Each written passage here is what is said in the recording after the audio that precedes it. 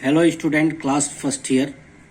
पिछले आपने पढ़ा क्वांटम संख्या कैसे निकालते हैं, उसी पर एक आधारित क्वेश्चन और बता देते हैं। क्वांटम संख्या जैसे क्वेश्चन है आपका, क्वेश्चन है कि सोडियम के अंतिम इलेक्ट्रॉन की चारों क्वांटम संख्या ज्ञात करो। अब ये दे दिया है, इसके इलेक्ट्रॉन आपको पता करना पड़ेगा, क्योंकि आप आंसर इसका होगा। चूंकि Na सोडियम है, आप जानते हैं इसका परमाणु क्रमांक क्या होता है 11। और जब इसकी इलेक्ट्रॉनिक कॉन्फ़िगरेशन आप करेंगे तो पहले बोरबरी के नियम से आपने देखा कि 2 8 1, लेकिन अंतिम इलेक्ट्रॉन 1। अब अंतिम जबकि क्वांटम संख्या ज्ञात करने के लिए, चारों क्वांटम संख्या ज्ञात करने के लिए अब आपका एक क्वांटम संख्या इससे निकल जाएगा, यानी पहली कोष, दूसरी कोष और तीसरी कोष। जो कोष तीसरी कोष होता है ये मुख्य क्वांटम संख्या को बताता है, यानी n का मान आपको इससे पता चल जाएगा कि 3 है। पहली कोष, दूसरी कोष, तीसरी, यानी n बराबर 3। लेकिन इसका हम उपकोष के आधार पर इलेक्ट्रॉनिक विन्यास करते हैं तो 1s2 2s2 2p6 3s1। अब ये अंतिम इलेक्ट्रॉन जो है 3s में है। क्या है? अंतिम इलेक्ट्रॉन कहाँ है? अंतिम इलेक्ट्रॉन 3s उपकोष में। ठीक, 3f उपकोष में है। तो हम पूछ रहे हैं अंतिम इलेक्ट्रॉन की चारों संख्या, अंतिम इलेक्ट्रॉन की चारों क्वांटम संख्या। ये चारों क्वांटम संख्या क्या हो जाएगा? आप यहाँ बना लेंगे पहले कि यस उपकोष है तो यस में एक ही इलेक्ट्रॉन है। ठीक, तो यम का मान यहाँ ऑलरेडी 0 होता है। तो n बराबर, तो यहाँ से इस लेंगे कि वाह कोष में यही अंतिम इलेक्ट्रॉन इसमें जा रहा है। अंतिम इलेक्ट्रॉन किस 3s उपकोष में गया, तो यहाँ से 3 = यानी मुख्य क्वांटम संख्या 3 हो गया। यस उपकोष किसको शो करता है? यल। यल बराबर है 0 होता है। और इसमें अंतिम इलेक्ट्रॉन यम है, तो इसके लिए यम का मान, क्वांटम संख्या का मान भी 0 होगा। लेकिन तीर ऊपर है तो ये क्या हो जाएगा? स्पिन क्वांटम संख्या +½ समझ में आया? ये चारों क्वांटम संख्या ऐसे निकालते हैं। अगर मान लीजिए दूसरा क्वेश्चन आपके सामने रख दिया जाए कि कार्बन के अंतिम इलेक्ट्रॉन की चारों क्वांटम संख्या ज्ञात करो।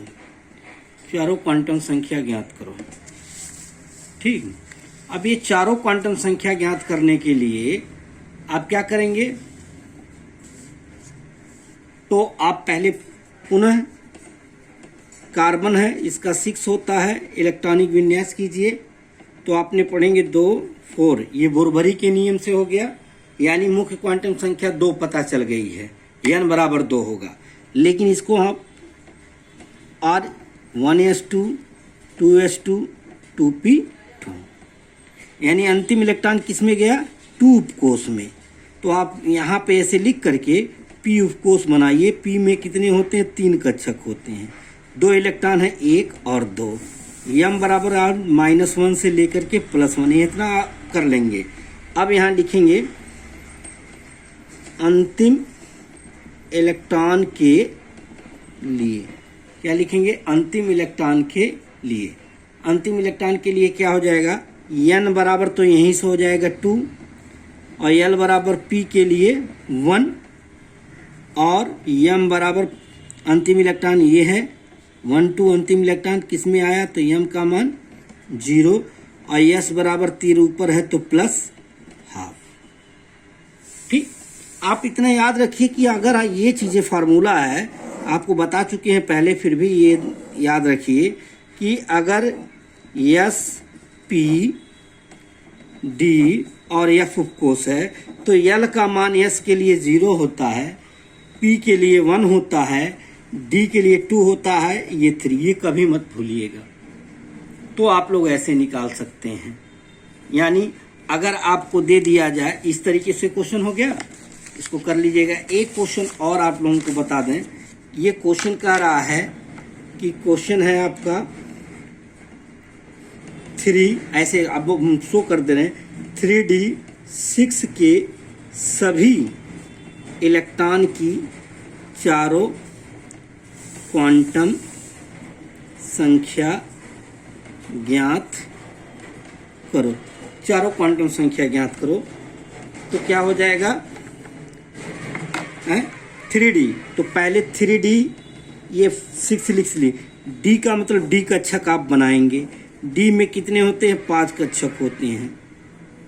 ठीक, इसके लिए m का मान आप शो कर देंगे -2, -1, 0, +1, +2। अब यहाँ D6 है तो 1 2 3 4 5 और 6 यहाँ आया है। अब यहाँ से आप दो चीजें कन्फर्म हो जाएगा। यहाँ से आपको दो चीजें मिल गया कि ऑलरेडी यहाँ से ये 3 का मान है और D के लिए अभी पीछे बताए हैं, D के लिए क्या होता है, L का मान 2, तो n बराबर 3 और L बराबर 2 लिख लेंगे। इतना आपको पता चल जाएगा। अब आप लिखेंगे फर्स्ट इलेक्ट्रॉन के लिए, फर्स्ट इलेक्ट्रॉन के लिए, फर्स्ट इलेक्ट्रॉन के लिए क्या होगा, n बराबर 3, L बराबर 2, m बराबर पहला इलेक्ट्रॉन ये है -2 और s बराबर 3 ऊपर है तो +12। ठीक, अब यहाँ सेकेंड इलेक्ट्रॉन के लिए हम निकालेंगे। सेकेंड इलेक्ट्रॉन के लिए तो n बराबर 3, L बराबर 2, m बराबर क्या हो जाएगा, यहाँ आ गया -1, s बराबर 3 ऊपर है तो +12। इसी तरीके से थर्ड इलेक्ट्रॉन के लिए आपका n बराबर 3, L बराबर 2, m बराबर तीसरा इलेक्ट्रॉन यहाँ आ गया 0, s बराबर +12 होगा। ठीक, अब n बराबर 4, चौथा इलेक्ट्रॉन, फोर्थ इलेक्ट्रॉन के लिए, चौथे इलेक्ट्रॉन के लिए n बराबर 3, L बराबर 2, m बराबर चौथा इलेक्ट्रॉन यहाँ आएगा, जैसे 1 2 3 4 5 ऐसे भर लीजिएगा, तब 6 करिएगा, तब 7 आएगा, तब 8 आता, फिर 9 और 10, क्योंकि डी कोष में 10 इलेक्ट्रॉन रहते हैं। ठीक, तो ये समझ में आया है? तो 3D6 के सभी इलेक्ट्रॉन की चारों क्वांटम संख्या मेजर करेंगे। अब ऐसे ही आपको 3n = m बराबर क्या हो जाएगा, m कहाँ आया है, m बराबर +1, s बराबर 3 ऊपर है +12।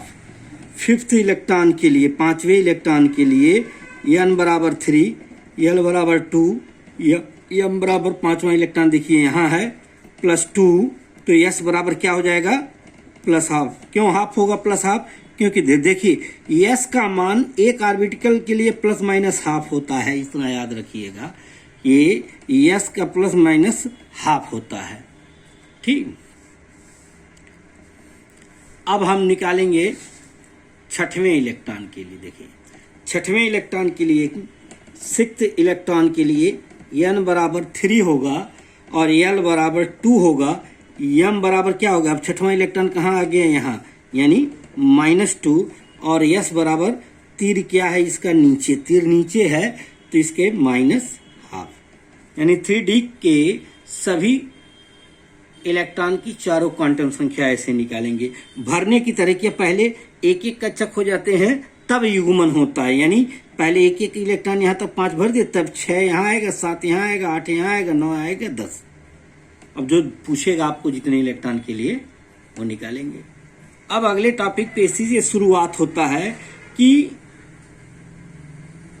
यहाँ पे देखिए 2 इलेक्ट्रॉन के लिए, किन्हीं 2 इलेक्ट्रॉन के लिए है, मान लीजिए 2 इलेक्ट्रॉन यहाँ ले लें, तो देखिए इसमें n का मान समान है, L का मान, लेकिन m का, s का मान, लेकिन ये नहीं समान है।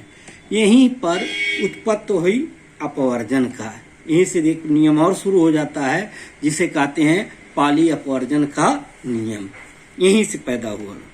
ठीक, थैंक्स।